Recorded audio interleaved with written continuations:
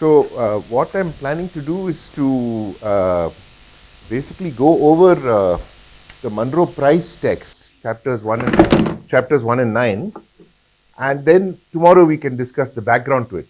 We've been talking about questions that concern the kind of stuff that Monroe Price is talking about. And can I ask, you had a chance to see the text? I know there's a lot of information to process. Yeah? Very good. Yeah. So, by way of preface, I'll repeat what I mentioned before, which is that law and media have generally been far apart. And I think reading this text, we understand that in fact, they could be very close together. And that always the assumptions about media concerned law, and what happened was when the equilibrium maintained during the Cold War was disrupted, then all those old assumptions had to be examined, changed where necessary, new regulatory structures put in. So the entire context of Monroe Price's text is the end of the Cold War, fall of the Soviet Union, opening up of new spaces for intervention, new kinds of assertion by states. Interestingly, Monroe Price only mentions the Cold War twice in the entire text. In other words, he doesn't want to discuss this is the strategy that many scholars adopt. You institute a break point. Nothing before that you will talk about. Just too complicated. From that point forward, you'll discuss it. As we go through the text, we can consider to what extent that break is justifiable, to what extent we need to revisit the Cold War to understand what he's talking about. Okay. Any preliminary questions? Right. So I've essentially excerpted sequences of text edited from those chapters. I'll go over them and we'll discuss it. Yeah.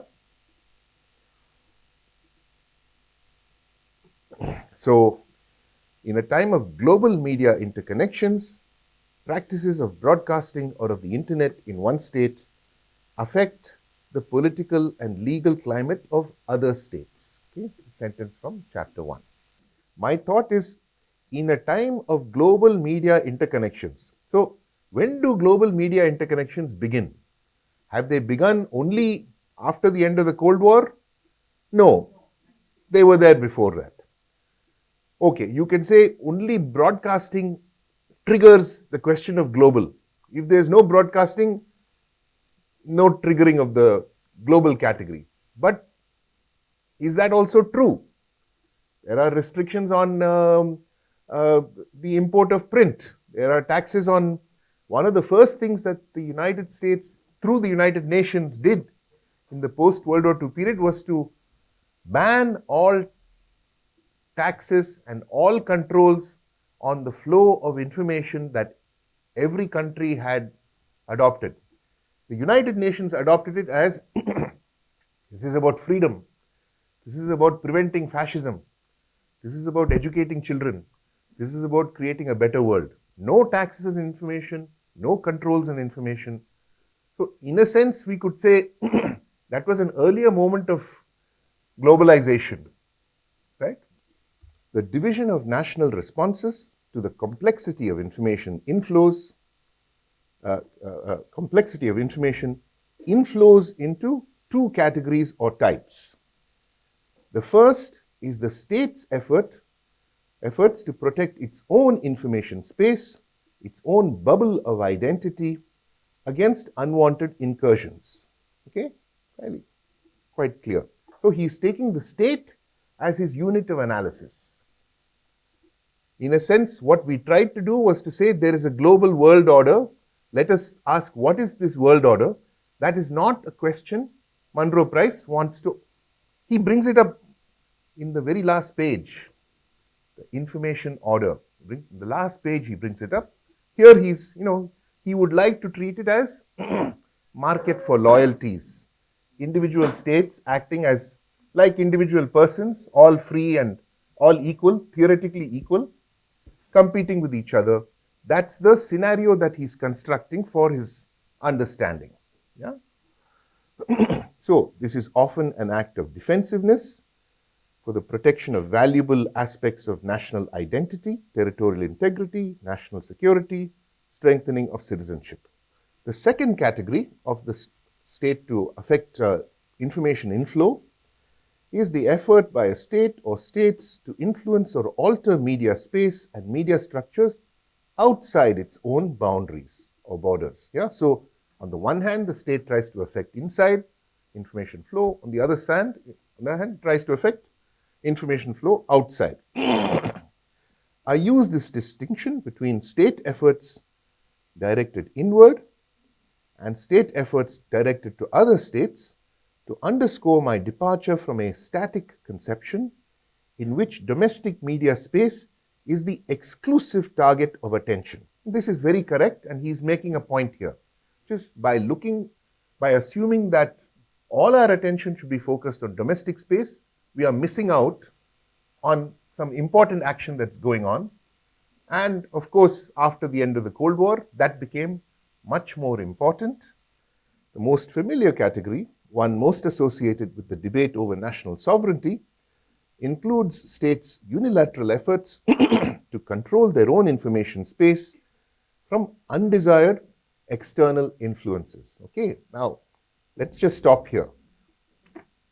Can we think of an example in the Indian case? What might be an example of the Indian state trying to control its own information space? Okay, now the Indian state's own information space is also the information space of all of us in this room.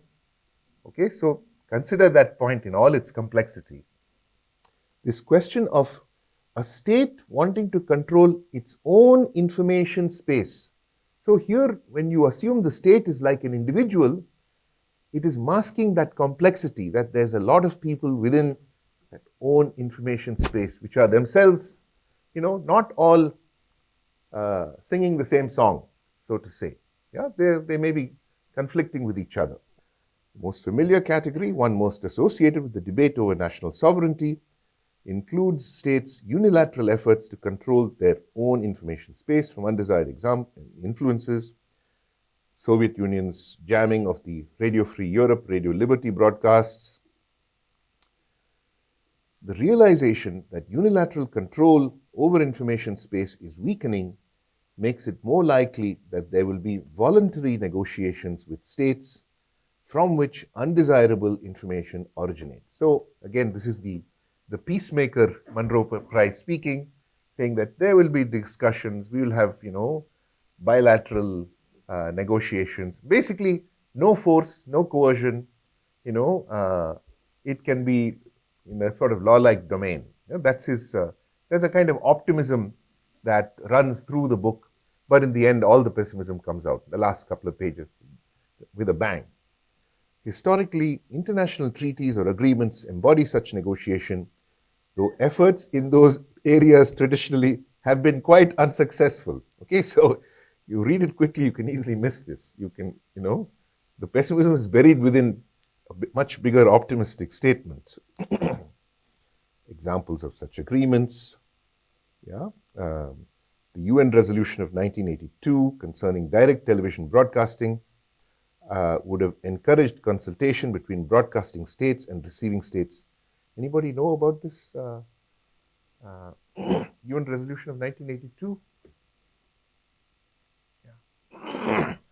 Yeah. This is a case where it is kind of astonishing how much there has been an erasure or a burial of what happened leading to this resolution of 1982, which is exactly what Herbert Schiller is talking about in his 1975 essay on information dominance, which is United States, which from the beginning of the United Nations had said We want to have free flow of information. There, no country, no state should be able to restrict the flow of information because information is freedom.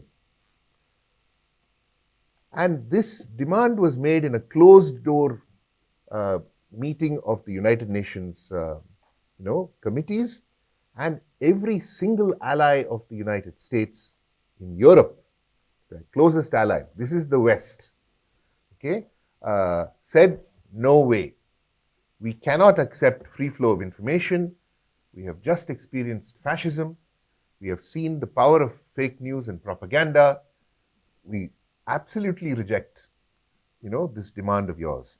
And there is a confidential memo which I found in the archives, National Archives in Washington, which said, we will not push the point now.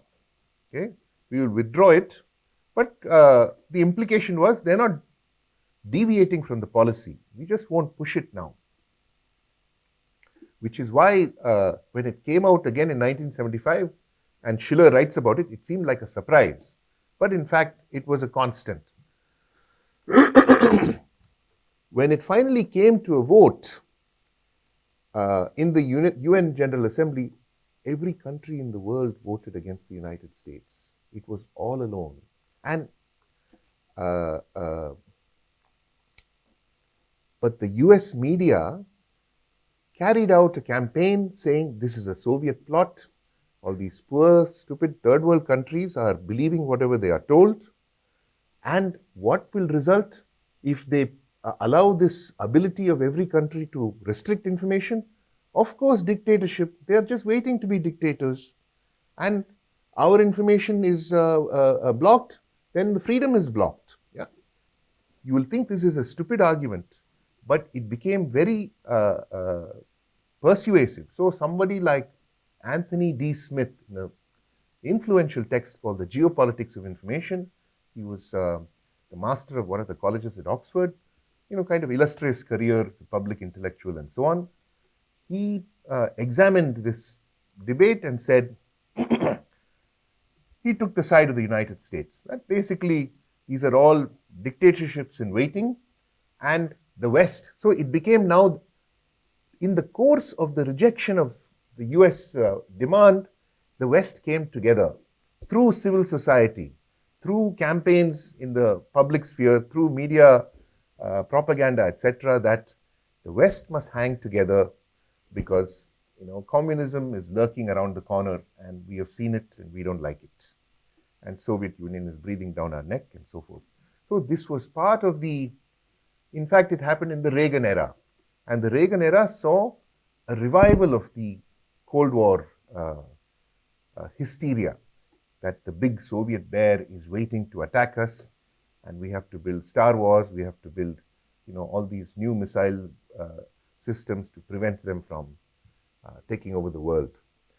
But according to this resolution, there were supposed to be consultations between broadcasting states and receiving states. It's not clear how much that was actually followed. Typically, the broadcasts were able to be received. Consultations were not necessarily carried out. States have turned to almost invisible contacts and informal negotiations for controlling their information space. Gives the example of the Kurdish population and the way Turkey tried to prevent them from having their own autonomous media, because Kurdish communication was a threat to, interpreted as a threat to Turkish identity, Turkish sovereignty. So new global channel service providers, competitors are much more dependent on agreements with states or with gatekeeper broadcast entities within states than is realized. Domestic structures are the pillars upon which global media systems are built. Very interesting. We should keep that in mind. Maybe it's true, but we should also test it. Like, how true is it? But of course, he's right. The television signals of CNN or BBC do not simply waft through the air before they invade the collective local consciousness. Interesting term, invade. Okay, the military ring to it, which will be confirmed again later. Today, to understand the actions of News Corporation, Murdoch, for MTV, competition between CNN and BBC World, we must look at the domestic pillars upon which they depend.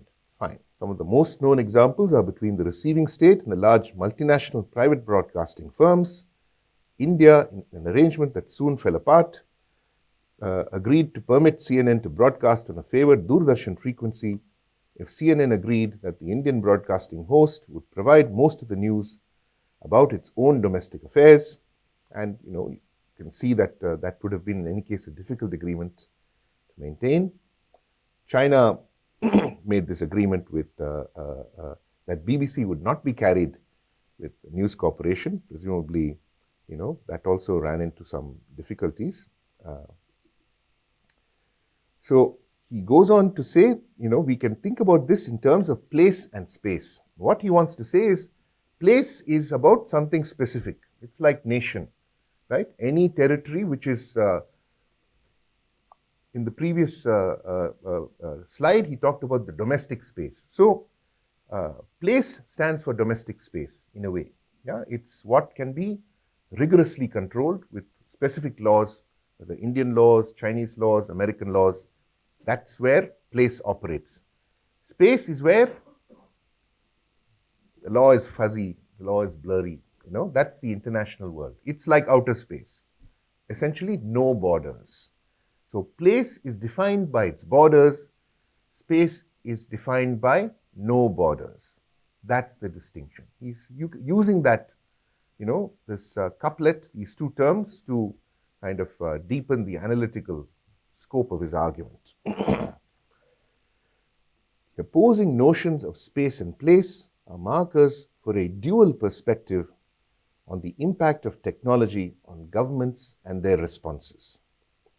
They mirror, to a large extent, the contrast between multilateral approaches to regulating information and the more traditional national expectation. Okay, so when you have multilateral approaches to regulating information, that concerns space. That concerns that category for which the borders don't automatically exist. They have to be generated through multilateral agreements, negotiation, etc. Efforts to retain, reconfirm, and underscore traditional boundaries and establish notions of community can be characterized as contributions to the idea of place. I come from this place, whereas you come from no place. You're rootless, wandering, that kind of thing. Yeah. These efforts confront the challenge of the seemingly uncontrollable, alien, deconstructing and erasing ideas of space. Okay, so, and here it's not maybe irrelevant to, again, remind ourselves, this is someone who was forced to emigrate from Austria, from Hitler's regime as an infant, and this idea of the rootless Jew, and then Israel is the solution, is the answer, place, and so forth. All of those may be there in the background. We can, remind ourselves. By space, I refer to a model of activity that assumes that transmission of images can occur in a manner impervious to imposed public parameters or sanctions. Okay? This is actually the American desire, you should remember. They want to be able to broadcast without any restrictions. So in a way, he's standing apart from that also. He's not endorsing it, but it's not clear. In other places, he seems to endorse it. Here, law is removed to a set of principles only, a virtual admission that the ordinary machinery of government is ineffective. Okay, so what he's building up here is the need for thinking about information as a far more important category than the social sciences customarily grant it. Yeah, because it goes on to say later, all of those other activities of the state depend on information, depend on the quality of information, the regulation of information, and in a sense, it is a highly under-analyzed domain in the social sciences. We can make that note to ourselves. Yeah? In this new configuration of transmission, there seems to be neither a fixed locus for enforcement or set of rules to be enforced. This idea of space captures a dream or nightmare where messages by individuals, groups, NGOs, transnational corporations compete unfettered by regulation in the distribution of images throughout the globe. Interesting that from information he switches to images. That's, opening up something that he doesn't quite explain or explore. The idea of place is just the opposite. Is this visible? Should I expand it? Yeah.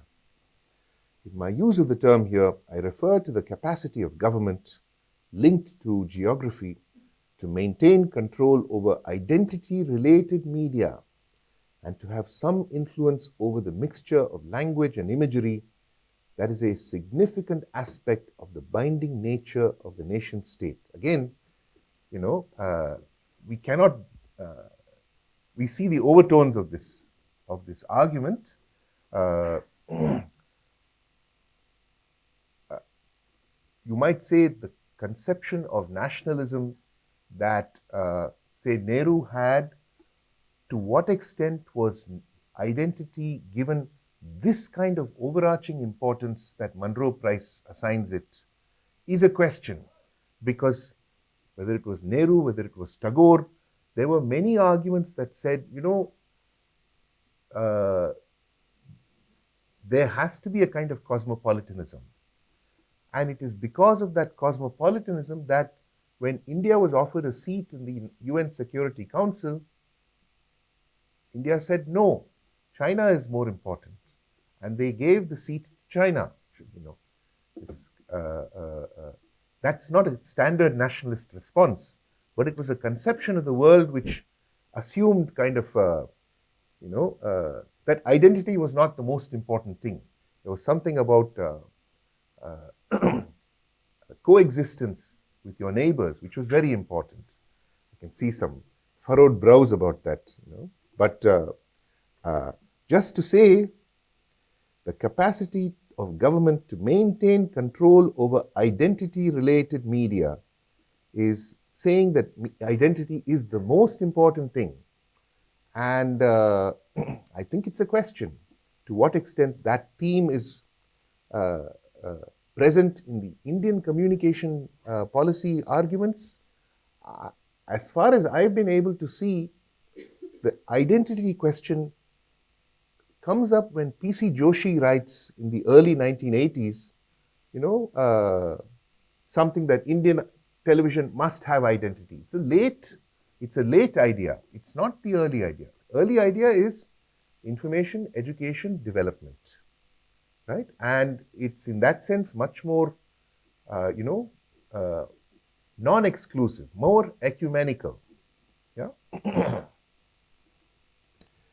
The history of broadcasting has been the struggle to domesticate frequency allocation to conform to those special ideas of place that are the state.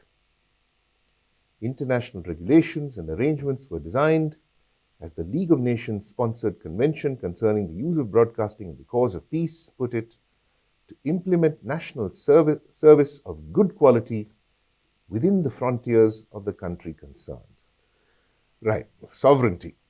Sovereignty describes the power of a state to make and enforce laws and to seek to have a monopoly of the use of force. Okay, so now this is a definition of sovereignty that we can say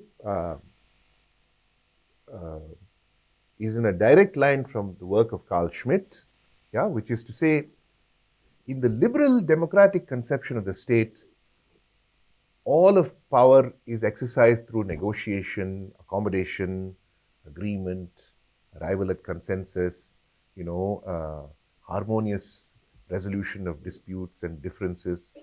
And Carl Schmitt asked this question, who decides? If there's a problem, who decides? Okay, you are having all these, the disagreements can lead to a total impasse, but the state has to survive. It has to protect itself. If there is an emergency, who do you call, right? so he conceived a very famous formula: sovereign is he who decides on the exception. The question of the exception is where the definition of what is normal, right, is experienced with the greatest intensity. The greatest intensity. And this idea of the exception tells us there is always going to be an exception. Logically, there will always be an exception. Who decides on the exception? It's the sovereign. Yeah. So there has to be some force entity that rises above this liberal, democratic, sphere of mutual discussion and negotiation. In other words, the force never disappears. The force is always held in reserve. And when it comes up, you may say, oh, terrible, and so on. But it has always been there. It's always been there. Yeah. Though all may desire it, there are few states that have absolute sovereignty, and most sovereigns have recognized or bargained away limitations on their power, both domestically and internationally. Yeah. So, for example, nuclear non-proliferation treaty. Many countries have said, we give up the use of nuclear power. And of course, they can change their minds. But, that's one example of how states will agree to restrict their powers in order to enter into international agreements of various kinds. Yeah? Sovereignties are not fixed, even if, for reasons of stability, the world order, again, one of the very few places where he uses this term, world order, often, and so you might say, if there is a world order, why don't you define it? What's its history? But it's not there. The world order often encourages the illusion that they are. Yeah? It is a characteristic of many states that their very destiny, the heart of their sovereignty, has been historically contingent upon a variety of economic, military, and other factors, domestic and international. Yeah, so fine. Yeah, everything is historical. Everything is subject to change, even if the projection is there is never change. In the modern era, evolving ideas of national identity modify traditional notions of sovereignty. Under challenge, in particular, is the intense and long-standing idea that a convergence of sovereignty and identity is optimal. Yeah? Very interesting. Yes? Altered versions of self-determination spring from this challenge, with newer forms of autonomy related to the control of imagery or access to imagery, rather than to older, boundary-configured ideas of sovereignty. Convergence of sovereignty and identity is optimal. That is, it is needed. There should be a convergence of sovereignty and identity. One way to understand it is to think of a context where sovereignty and identity did not converge. As someone who has lived in the United States, I can say, the whole question of states' rights certainly complicates this, convergence of sovereignty and identity, because the passion with which states' rights were defended, of course, it led to the Civil War. There is a sizable body of opinion in the United States which would resist the notion that the federal government can decide what the state identity can or should be, or what the state can or should do. Sizable body. That's one example. We can think about, say, the British Empire, yeah, which existed until not so long ago. Yeah, and you look at the British Empire, maybe not exclusively the British Empire, sovereignty and identity did not converge. You are Indian, other fellows, Ceylonese, other fellows Burmese, other fellows, Mauritian or some other, there was a shared sovereign. Yes, the British Emperor was a shared sovereign. There was a system of law which guaranteed you the rights of membership in the British Empire, which people could be proud of. Gandhi was proud to be a citizen of the British Empire. Yeah, he just wanted there to be some consistency in the way the laws were applied. Yeah. So that is, the empire is one example that is right before us, which we all are familiar with, where sovereignty and identity do not converge. Now you can say that's wrong, that's bad, we fixed that, we've got the right, answer to that problem. But it creates new problems, of course, right? When you have convergence of sovereignty and identity, it means everyone should have the same identity, which mirrors that of the sovereign or aligns with the identity proposed. But what if that doesn't happen? There can be, of course, tensions, and you could say, rather than constantly resisting the pre-existing identity's tendency to assert themselves, it's more economical, it's more efficient for different identities to prevail, given some common set of rules, common set of norms, which are imposed, which are regulated, applied strictly. Yeah? Only to say this convergence of sovereignty and identity can go a lot of different ways. Just to open up that question, and therein lies what political scientists call the issue of federalism. Yes, there's a federated structure, which India is supposed to have too, right? The South will have, may resist Hindi, North may have another view about it, etc., etc. Yeah, that's a federated structure, which in a sense, the empire, for all of its problems, assumed a federated structure, you could say.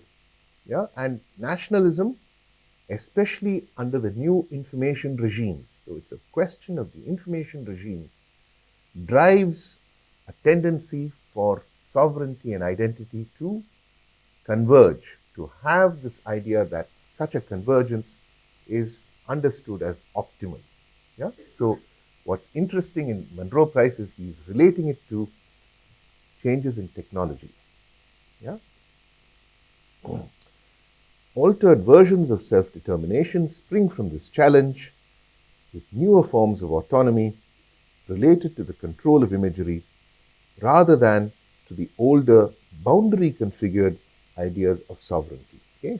What I'm most sort of interested in here is the extent to which control of imagery has acquired, an importance that it did not have before, because of the problems posed by new technology and the capacities of new technology to penetrate boundaries in a way that states can no longer control or regulate.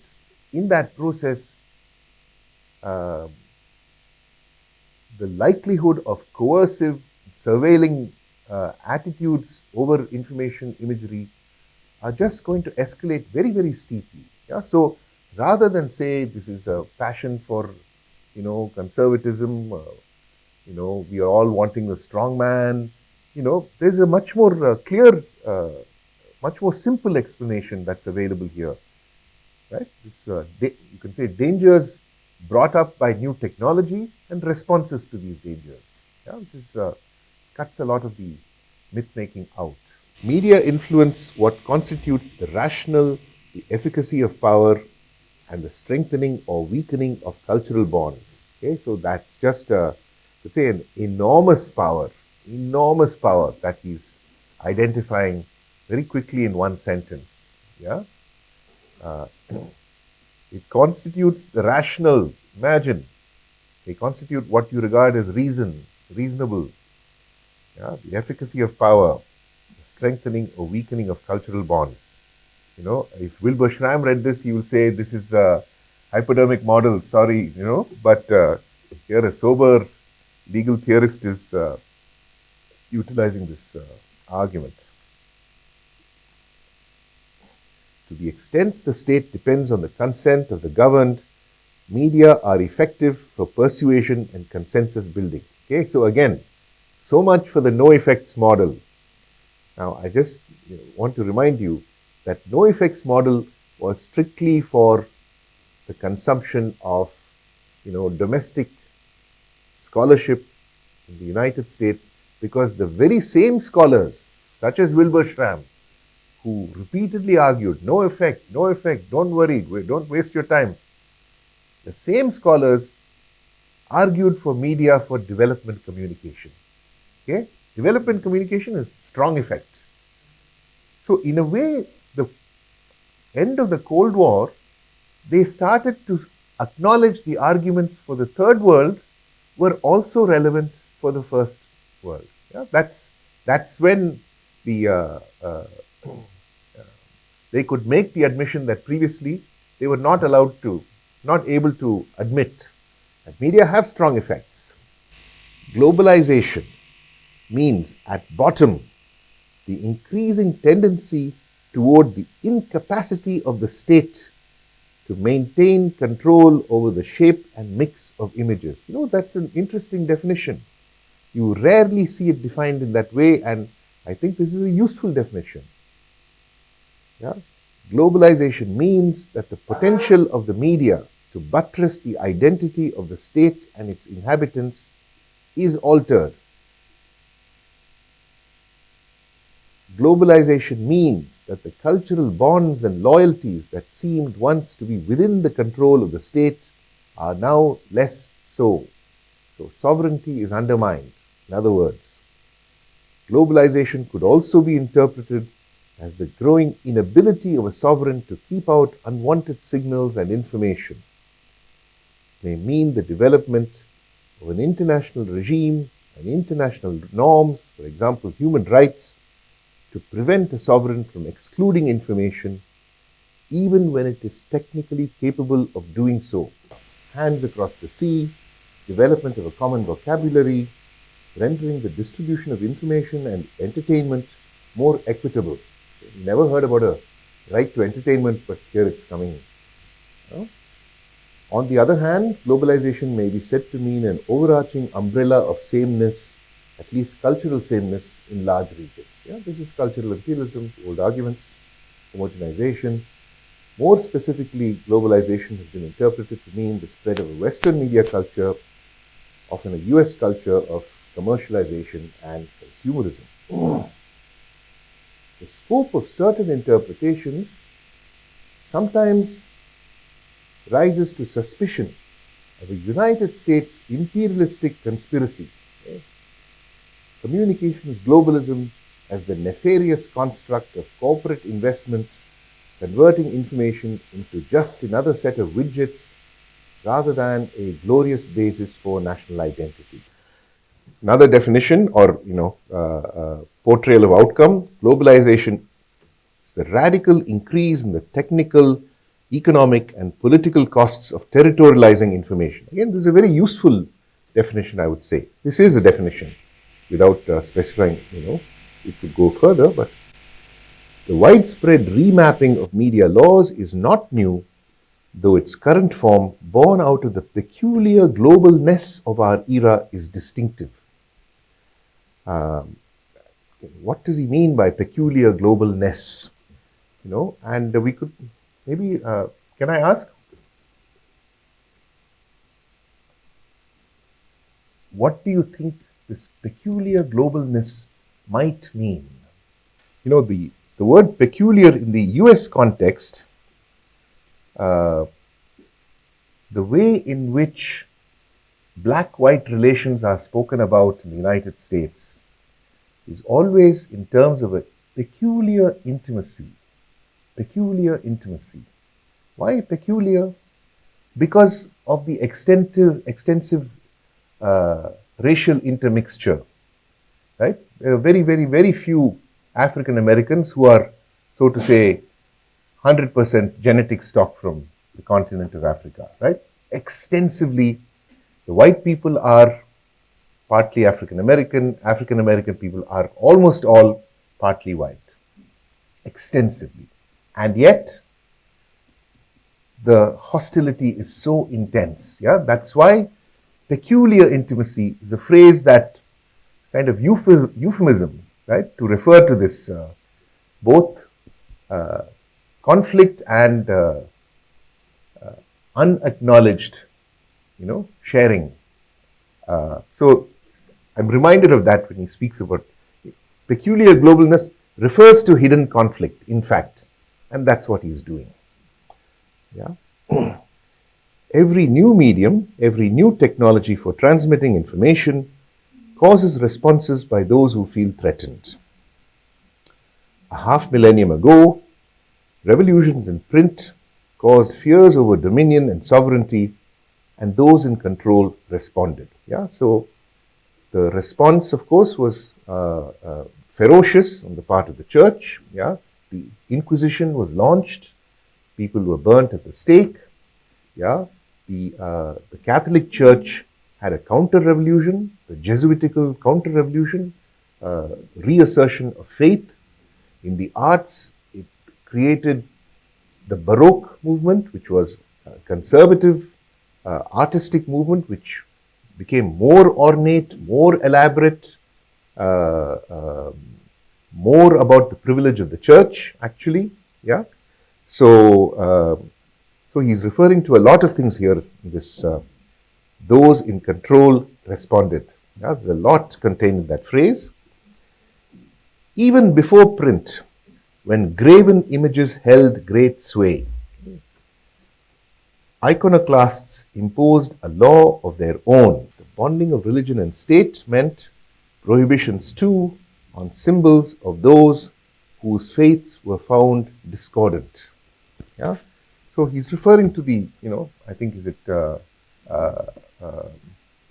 in the Ten Commandments? Is it commandment number 2 or 3 or 4? That, thou shalt not worship graven images. Yeah, and that has always been presented as a rational response to this tendency to bow down before, the golden calf or some other false image of, piety, misleading the masses, so to say, and to have no image at all is superior. It was there right in, the Ten Commandments, and then again, Protestant Revolution, and before that, the Prophet Muhammad, right? That thou shalt not worship graven images was taken very, very seriously.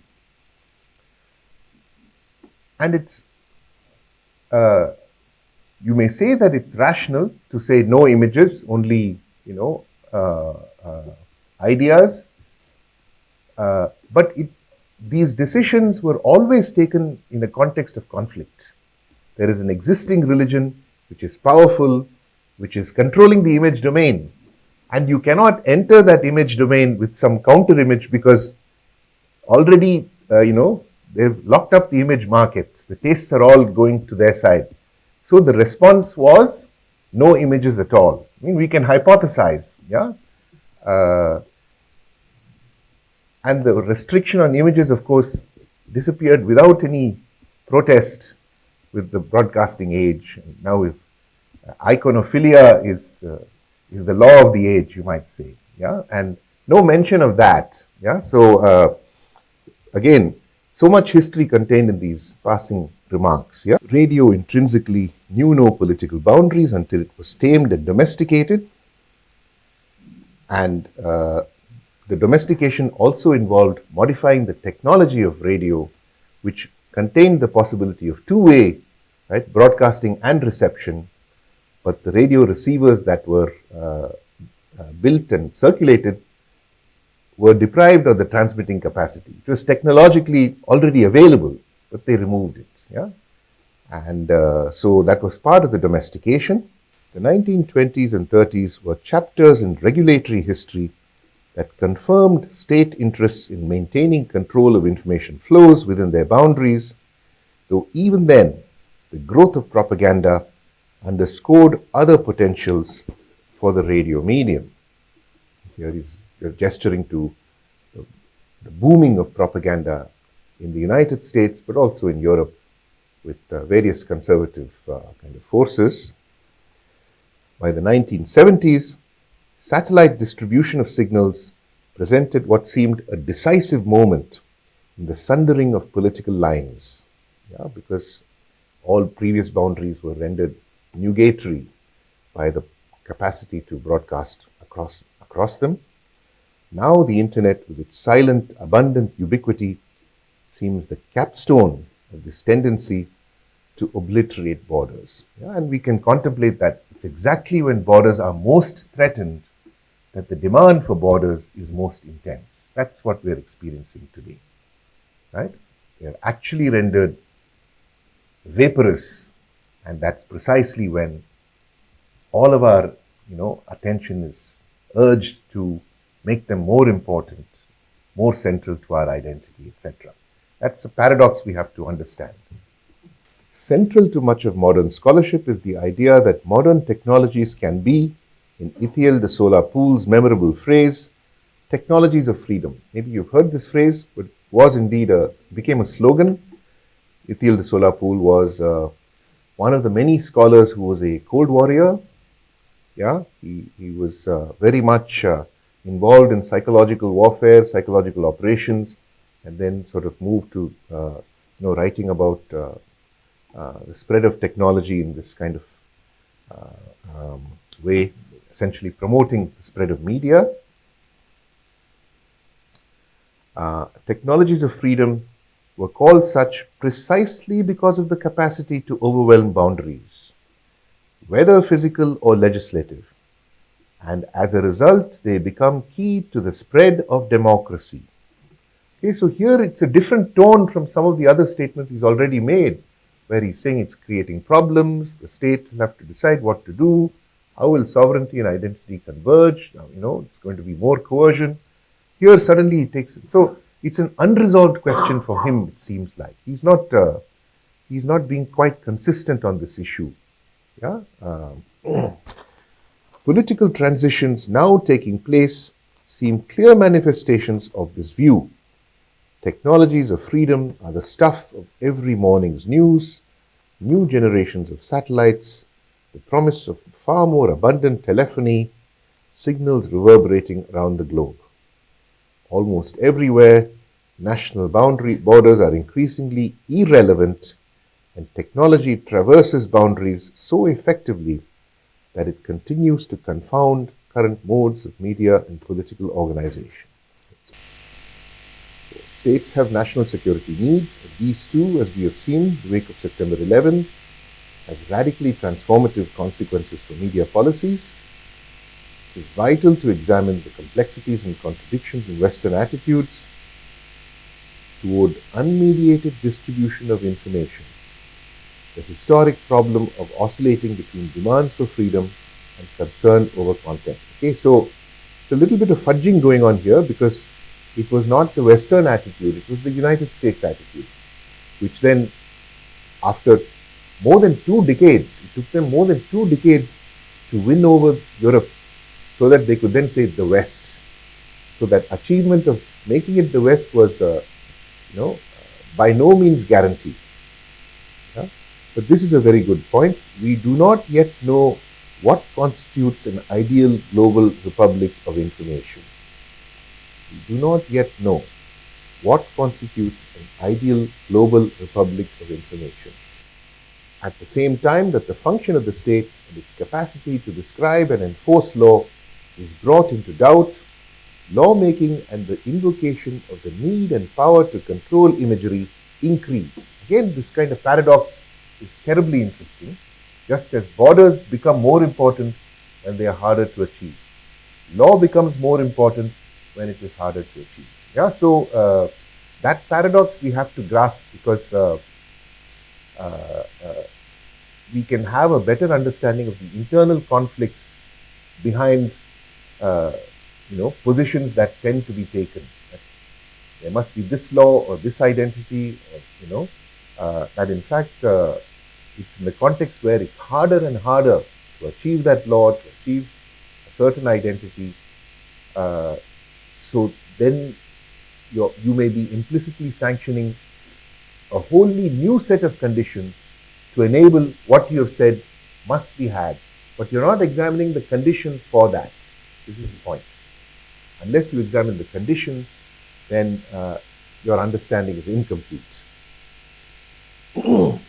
Same time, the function of the state and its capacity to influence, right? a disparagement of the capacity of law on the one hand and a widespread turn to invoking law on the other. There is something remarkable about it. The market is so powerful, technology is so ubiquitous, that we are often reminded that the process of lawmaking, especially in the field of media regulation, is like building castles in the sand, where complex structures will be forcefully erased by an overwhelming cascade of waves. Quite true. Yet simultaneously, there is a passion for moral controls, for regulation of indecency, and for restoring some sense of an order and security. Okay? He is in fact outlining here the move to a conservative position. Because when you say morals, there is never an argument. There's only right and wrong. The whole point of politics is to say what should be right and what should be wrong in a given context, with given constraints. But invocation of morality means no argument is allowed. He may be correct that that is the response, but he is uncritical about why should there be that response. Yeah? And this refers to some of our discussions yesterday, which we can clarify in the Q&A section. Political boundaries. This will be my last slide for lunch. Then we can have Q&A until we break for lunch. Political boundaries affect media boundaries, and the opposite is true as well. The radical changes in the media map will alter the physical map in ways yet unknown. Very interesting. What do you think about that? Any comments or thoughts about it? The radical changes in the media map will alter the physical map in ways yet unknown. So here we are in India, we're watching Johnny Depp and his domestic problems. We absorb the internal problems of the United States as if they affected us. And maybe that will spur a desire to move to the United States, where we can align our internal and external environments. Yeah, so it spurs free flow of information may have, from the US perspective, wholly undesirable effects, right? Which they've themselves not figured out, because they still want that. If the footprint of a satellite is not the footprint of a country, well then that is immediately changing the cultural boundaries, right, that people are subject to. So where is that going to go? So he's right, yes, it is absolutely unknown. Military strategies, business planning, international diplomacy, the work of scholars and politicians are all conducted in the shadow of this process of change. Again, a very, very strong statement about the enormous power of media, and by implication, the enormous neglect of media in virtually all the social sciences, corresponding to a long-standing trivialization, right? No effects. What are the effects? No effects. That was even when I went to college, that's what one was hearing. Yeah? So, a long-standing erasure of the question of media impact, which is belatedly at the end of the Cold War, right, coming up as a, but without noting that there is 40 years of blurring the problem of media before that. Right? No mention of that whatsoever. On the contrary, his blurb for the book comes from Elihu Katz, who is the famous author of the book saying no effect. And no mention that Elihu Katz, he could say he is completely contradicting my 50 years of research, but I love his work. No. As if there was no change at all. Yeah? And now that is something very characteristic in any field of research. When the change happens, you deny that it has changed. You pretend nothing has changed. And these authors are demonstrating that for our benefit. Yeah? So, in a sense, we have to be very vigilant in understanding historical change, because if we try to say where is the break point, we cannot take the actors' testimony at face value. Usually they are invested in some way of thinking about it. You cannot take that for granted.